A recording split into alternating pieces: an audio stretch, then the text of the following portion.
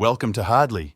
Each book is distilled into 3 stories, giving you the key ideas in minutes.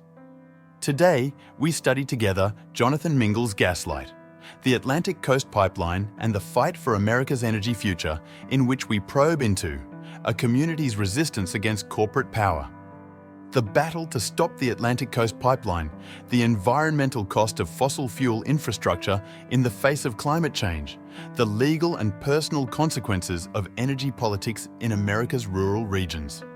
Jonathan Mingle is an independent journalist. Don't go away, Hardly, the editor will be right back with the story. Today, we dive into 3 key stories from this book that explore the human, environmental, and legal impacts of the Atlantic Coast Pipeline battle. First, we'll meet a historian who leads her neighbours in a fight against a corporate giant, followed by a landowner whose ancestral property becomes ground zero for a legal struggle. And finally, a scientist's deep connection to the environment that sets him on a collision course with the pipeline's planners. These stories all share one thread: ordinary people standing up to enormous challenges. Nancy Sorrells was never one to shy away from a fight, especially when the stakes were her community's future. A historian by trade, she found herself leading a diverse group of citizens in a grassroots battle against one of America's most powerful energy companies. Dominion Energy had announced its plans to build a massive natural gas pipeline that would carve through her beloved Shenandoah Valley. At the very beginning, it was like we were just a little drop in the ocean, Sorrells reflected. But that didn't deter her.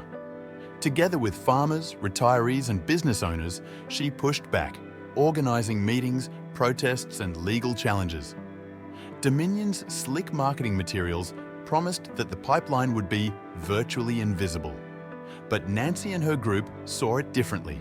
An $8 billion project cutting through the Appalachian Mountains, risking water contamination, land degradation, and economic harm. The relentless fight transformed Sorrells and her neighbours. What started as a series of informal gatherings quickly became a robust opposition campaign, gaining support from environmental lawyers and activists. Though they lost one key case in the US Supreme Court, the battle was far from over. As Sorrells told her group after the ruling, this pipeline is not a done deal.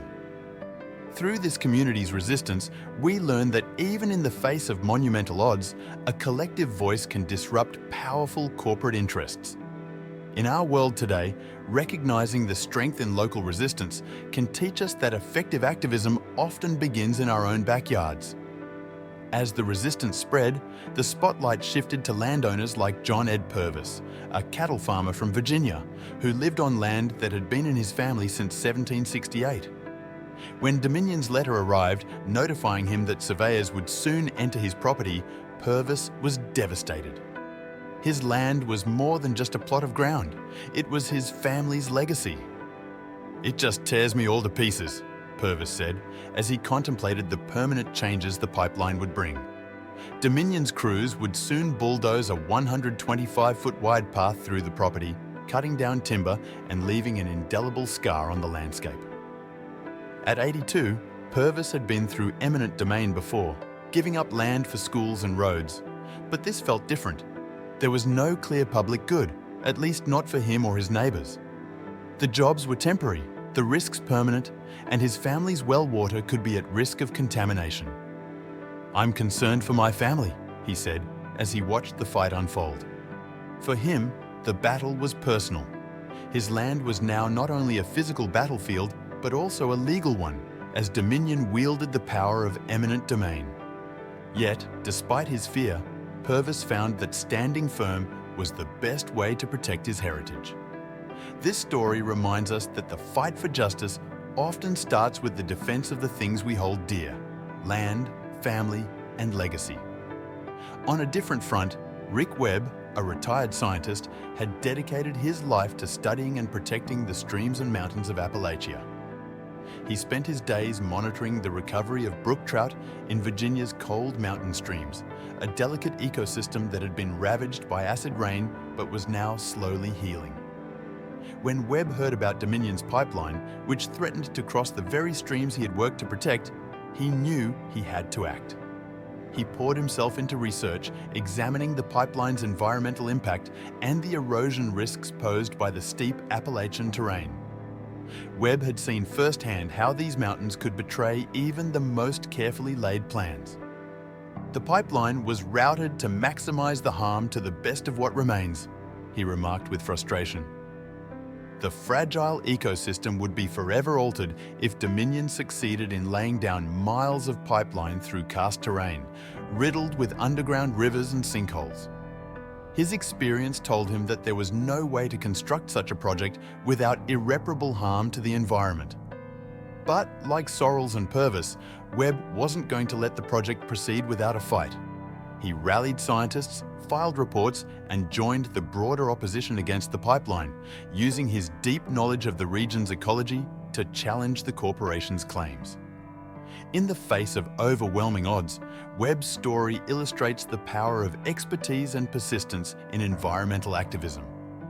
When we care deeply about the natural world, we learn that science and activism can go hand in hand in protecting fragile ecosystems.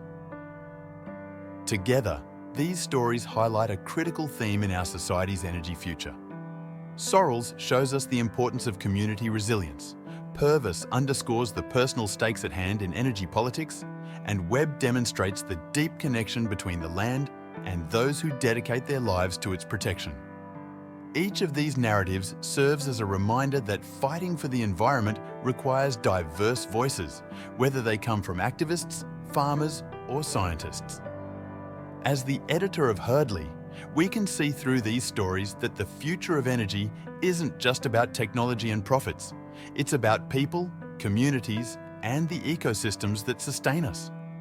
If we continue to rely on outdated energy solutions, we risk tearing apart the very fabric of our world.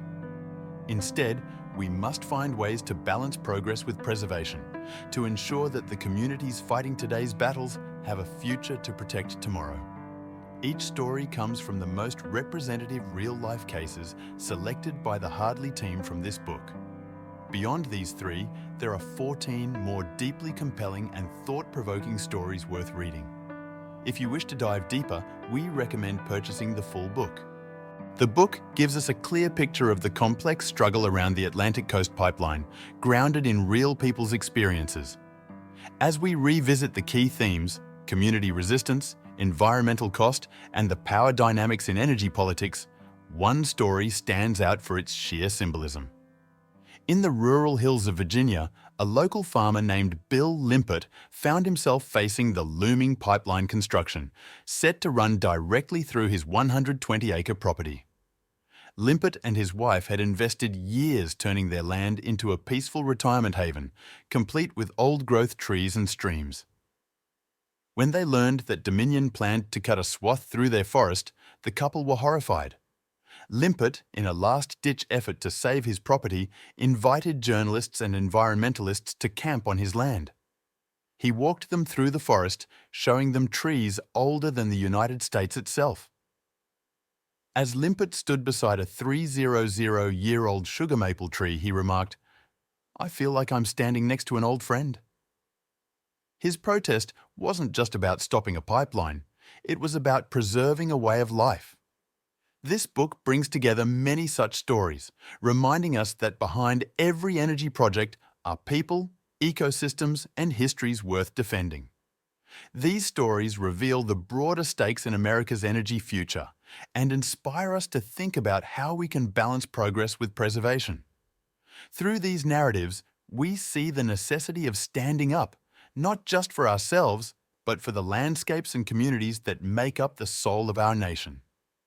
Each story comes from the most representative real-life cases selected by the Hardley team from this book.